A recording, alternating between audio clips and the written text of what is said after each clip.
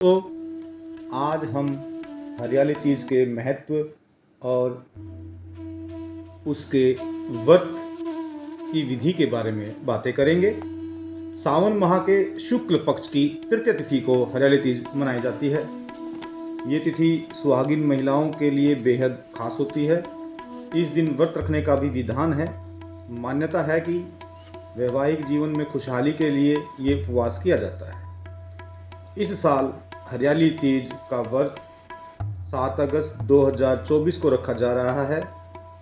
इस तिथि की शुरुआत 6 अगस्त 2024 की शाम 7:42 पर हो रही है और इसका समापन 7 अगस्त 2024 को रात्रि 10 बजे होगा। इस दौरान रिद्ध योग, शिव योग और रवि योग का भी निर्माण हो रहा है। ऐसे में पूजा पाठ और व्रत रखने से सौभाग्यशाली भव का आशीर्वाद प्राप्त होगा। यहाँ कुमारी कन्याएं भी योग्य वर की प्राप्ति के लिए ये व्रत करती हैं।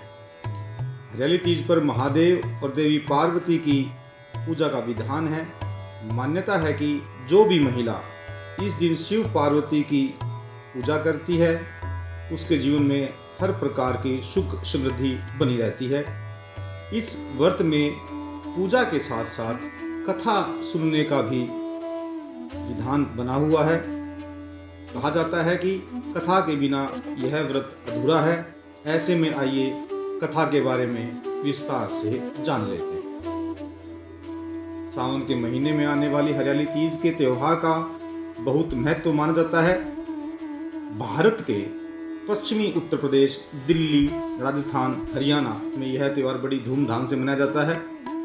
हरियाली तीज का पर्व क्यों मनाया जाता है, इसका वर्णन कुछ पौराणिक कथाओं में किया गया है। माना जाता है कि इस दिन भगवान शिव और माता पार्वती का पुनर्मिलन हुआ था। पौराणिक कथाओं के अनुसार माता पार्वती ने भगवान शिव को पति रूप में पाने के लिए कई वर्षों तक कठोर तपस्या की। उनकी तपस्या और भक्ति से प्रसन्न होकर भगवान शिव ने उन्हें अपनी अर्धांगिनी के रूप में स्वीकार किया।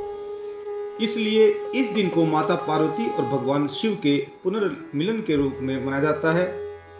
मान्यता है कि तभी से हरियाली तीज का त्यौहार मनाने की परंपरा चली आ रही है। कहा यह भी जाता है कि सबसे पहले हरियाली तीज का व्रत हिमालय की पुत्री माता पार्वती ने ही किया था। इस व्रत के प्रभाव से ही भगवान शंकर उन्हें पति रूप में प्राप्त हुए। इसी कारण हरियाली तीज के दिन कुंवारी कन्याएं मन चाहे वर की प्राप्ति और विवाह में आने वाली बाधाओं को दूर करने के लिए इस व्रत का पालन करती हैं। हरियाली तीज के दिन सुहागिन महिलाएं 16 श्रृंगार करती हैं। उसके बाद भगवान शिव और माता पार्वती की पूजा अर्चना करती हैं।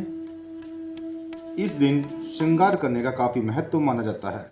मान्यता है कि इस दिन श्रृंगार करने से माँ पार्वती प्रसन्न होती है और अपना आशीर्वाद प्रदान करती है। इसलिए माता पार्वती की कृपा पाने के लिए सुहागिन महिलाएं श्रृंगार करती हैं और अपने अखंड सौभाग्य की कामना करती हैं।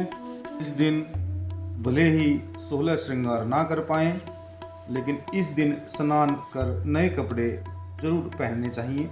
साथ ही चूड़ी, बिंदी, सिंदूर और मेहंदी आदि से श्रृंगार करना चाहिए। हरियाणा, उत्तर प्रदेश, दिल्ली के कई जगहों पर इस दिन पतंगें भी उड़ाई जाती हैं और लड़कियां बागों में, खेत खलिहानों में झूले ढालकर झूला झूलती हैं। इस प्रकार से हरियाली तीज के महत्व के बारे में आपने जाना और उसकी व्रत कथा के बारे में भी आपने जाना। भगवान भोलेनाथ आप सबकी मनोकामना पूर्ण करें। जय शंकर की।